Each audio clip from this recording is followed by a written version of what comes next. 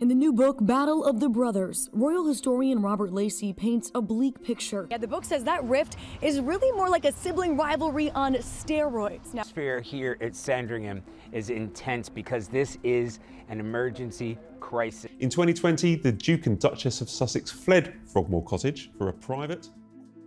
The Queen has agreed to let Meghan and Harry quit the royal family. Harry goes in the opposite direction. Do you think that William set Harry up to fail? There is a sense, I think. There was the story that Meghan made Kate cry, and then Meghan was actually saying, getting a grandmother saying, yes, this isn't the ideal way that I would have wanted things to go. Good shape. And yet Harry and Meghan sat down even while Prince Philip was still in hospital. The hidden power behind the crown has detailed what happened in those crucial moments after the announcement of Megxit. The late Queen Elizabeth II would have supported Prince Harry and Meghan Markle's decision to move out of the UK. Family, that Meghan might use these visits to the UK to generate income. Because basically click on everything, and for several $1,000s you can get such and such a dress she wore at such and such an outfit. Being sued for defamation by the very charity he co-founded and was... Royal family members amid the turmoil over Prince Harry and Meghan's decision to step back from their royal duties. In the summer of 2019, Queen Elizabeth was asked a question she had asked many times before. It was the kind of question a great-grandmother asks. Who would stand as godparents to the newest child in the family? She had asked it about George. She had asked it about Charlotte. She had asked it about Louis. Every answer had come back the same way, with names, with dates, with the quiet ceremony of a tradition she had personally upheld for nearly 7 decades. This time, the answer was different. This time, according to royal historian Robert Lacey, the Queen was told something that would leave what he describes as a bitter taste in her mouth. Not just hers, Charles's too. William's too. A bitter taste that did not fade in the weeks that followed, did not fade in the months that followed, and according to Lacey's sources, never fully faded at all. What she was told in those private conversations before Archie's christening was that the question was closed, the names would not be released, the tradition would not apply, and the woman who sat at the head of the Church of England, the woman whose entire reign had been built on the sanctity of these small ceremonial things, was being informed that her grandson had decided otherwise. If you want more deep dives like this, make sure to subscribe to Royal Archives. To understand what made that summer so different, you have to understand what came before it. By 2019, the Queen was 93 years old. She had been on the throne for 67 years. She had watched her father die young, her sister die slowly, her husband begin to fade. She had buried prime ministers. She had outlived popes. And through all of it, she had held to one principle that those closest to her never questioned. The family came first, the institution came second, and the rules that bound them both were not to be negotiated lightly. She had bent before. Everyone knew that. She had bent for Diana's funeral when the public demanded it. She had bent for Charles and Camilla when the church required a quiet solution. She had bent again and again in ways that protected the monarchy from itself.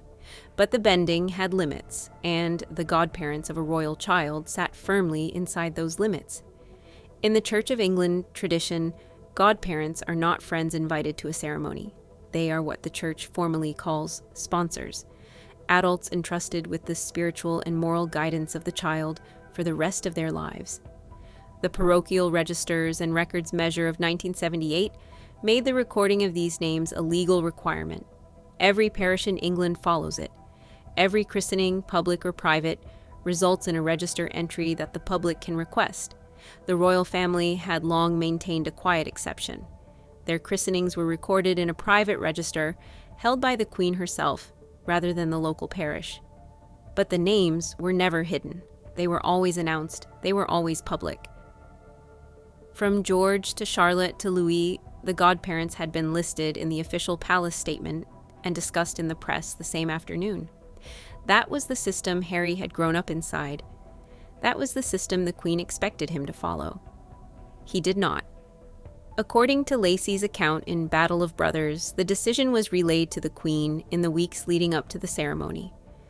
Harry and Meghan had decided together, that the godparents would remain private. The palace would issue a brief statement.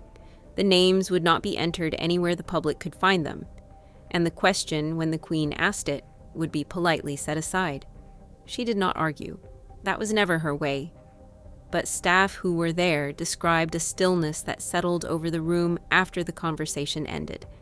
The particular stillness the Queen reserved for moments when she had been crossed, but would not say so aloud. She nodded. She accepted what she had been told. She moved on to the next item on her schedule. And then, according to those same staff, she said nothing about it for days. The silence was the tell.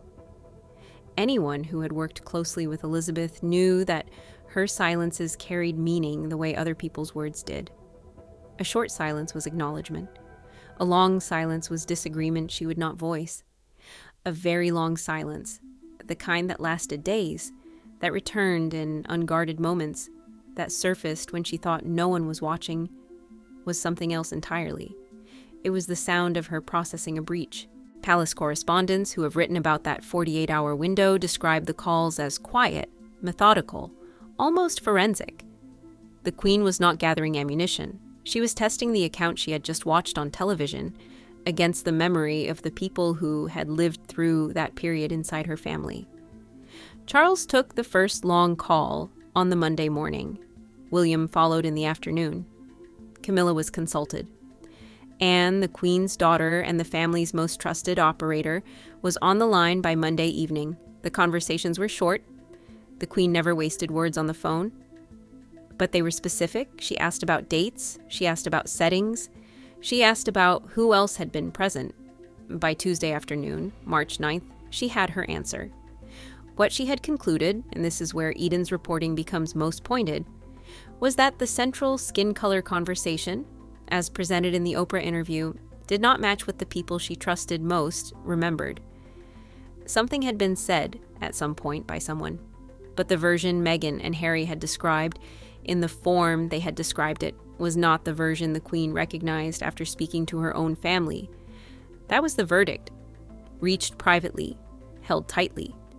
The question then became what to do with it. The phrase, "recollections may vary," did not appear by accident. It was drafted, redrafted, and personally approved by the Queen herself. Eden has written about the unusual level of monarch involvement in the wording. A 94-year-old woman, line editing a statement at her own desk, in her own hand. The drafting room was small. Sir Edward Young led it. Donald McCabe, the Queen's communications secretary, sat to his right. A senior lawyer from the household was on the call. According to those familiar with the process, the statement went through at least 4 versions across Monday night and Tuesday morning. The early drafts were longer, more defensive, more specific. Each one came back from the Queen shorter than it went in. The first draft reportedly ran past 200 words. It named the Sussexes directly in multiple places. It included a sentence acknowledging the racism allegation in plain terms, and a separate sentence pushing back on the specifics.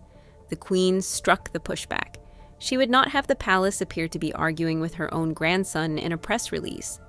The second draft kept the acknowledgement, but added a line about the family's love for Archie. She struck that too. Too sentimental, too obvious, too easily mocked. The third draft introduced an early version of the recollections phrase, but paired it with a longer sentence about the importance of family privacy. She cut the privacy line. It sounded defensive. What survived the fourth pass was a statement that did almost nothing on its surface and almost everything underneath. She cut the defensive language. She cut the specific denials. She cut anything that sounded like the palace was arguing with the Sussexes in public. What she left behind was the architecture of a verdict. Acknowledgement, gravity, and a quiet refusal to confirm. 4 words. Royal historians have since called them one of the most carefully constructed phrases of her 70-year reign. They did 3 things at once. They acknowledged the seriousness of the accusation. They refused to confirm it. And they signaled to anyone listening closely that the Queen herself did not accept the account as told. Recollections may vary was not a defense. It was not an attack. It was a verdict, delivered in the only language the monarchy permits itself to use, in public. Behind closed doors, those who heard the Queen speak about the matter in the days after the statement went out described her language as more direct. Eden has reported, citing sources close to the household, that the Queen used words like hurt and puzzled, but also words that suggested she did not believe the accusation was as clean as it had been presented. She is said to have asked one senior royal a single question that captured her entire response to the interview. Why now? Why this way? Why publicly? There was no answer she could accept. The Queen had handled a moment like this before. In November 1995, Princess Diana's panorama interview with Martin Bashir had detonated inside the same palace walls. 23 million Britons watched Diana say there were 3 people in her marriage. The Queen took 20 days to respond then. She wrote letters by hand. She instructed Charles and Diana in writing to divorce. The playbook for handling a family member who took private grievances to a global broadcast was already on her desk in 2021. She had written it herself 26 years earlier. The Diana parallel matters because it explains the Queen's pacing. She had learned in 1995 that emotional public responses made things worse, that silence read as guilt, that a single carefully worded statement issued at the right moment could end a debate the palace could not win in real time. The 1995 letter to Charles and Diana was 3 pages. The 2021 statement was 61 words. The Queen had spent 26 years learning how to say less. The 61 words of March 2021 were the same playbook. Older Queen, same method. The difference was the medium. In 1995, the Queen could rely on a Sunday paper cycle to absorb a story over a week. In 2021, the story was global within 4 hours. The Queen's response had to be compressed because the world had been compressed around her. She adapted. The verdict did not. The consequences fanned out immediately. William's now famous denial, "We're very much not a racist family," it was shouted on a school visit in East London 2 days after the statement. It was not freelancing. It was the family's public face giving the Queen's private verdict its outward voice. Charles, by contrast, said nothing in public. He was photographed ignoring a shouted question. That, too, was a decision. The heir was being protected for the long fight, while the future king after him took the immediate hit. For Harry, the verdict ended something quietly. The Queen never publicly defended him after March 2021. She never publicly attacked him either. She simply withdrew the warmth that had defined their relationship for 36 years.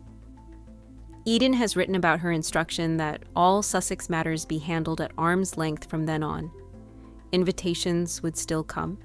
Photographs would still be taken when required. But the Queen's personal involvement in the Sussex story ended that week. Meghan was never spoken of again in the Queen's presence, according to staff who served her in the final 18 months of her life.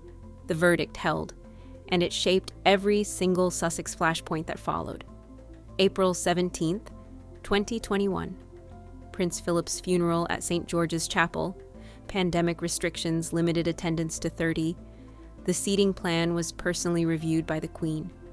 Harry walked in the procession behind the coffin, but in the chapel, he was placed across the aisle from William, separated by their cousin Peter Phillips. Royal watchers debated the symbolism for weeks. Inside Windsor, the placement was understood as deliberate. The Queen had decided where her grandson sat at her husband's funeral. The verdict was in the geometry. June 4th, 2021. Lilibet Diana Mountbatten-Windsor was born in Santa Barbara. The Sussex camp briefed that the Queen had been consulted about the name. Within hours, palace sources told the BBC that the Queen had never been asked. The contradiction made global headlines. Eden and others reported that the Queen had personally instructed the briefing she would not allow her own childhood nickname, used only by Philip and her closest family, to be claimed without her direct knowledge.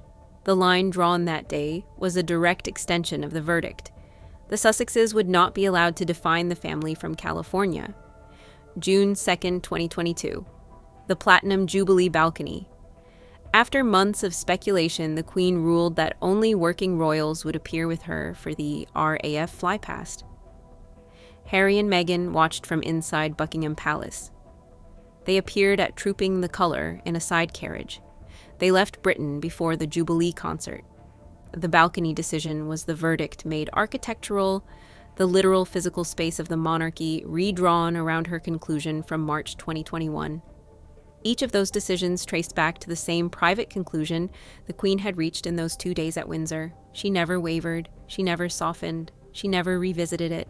And here's where the story becomes harder to tell, because the Queen took the full version of her verdict with her when she died at Balmoral on September 8th, 2022. The 4-word public phrase is all the world will ever officially have. The longer version, what she actually said to the senior royals she called that week, what notes she made during her second viewing, what she wrote in her own hand on the drafts of the statement, remains inside the family. But the people she spoke to that week are still alive. Senior royals, aides, the drafters of the statement. Pieces of what she said in those 48 hours have been surfacing slowly in Eden's columns and elsewhere for nearly 5 years. More will surface. The Queen's private verdict was never meant to stay private forever. It was meant to outlast her, to shape how history remembered the Oprah interview long after the cameras went dark and the audience moved on. That work is still going on. If you want to follow the rest of what the Queen said in those final years, the conversations she had about Harry, about Meghan, about the family she spent her whole life protecting, make sure you're subscribed to Royal Archives. There is more coming. The people who heard her are starting to talk.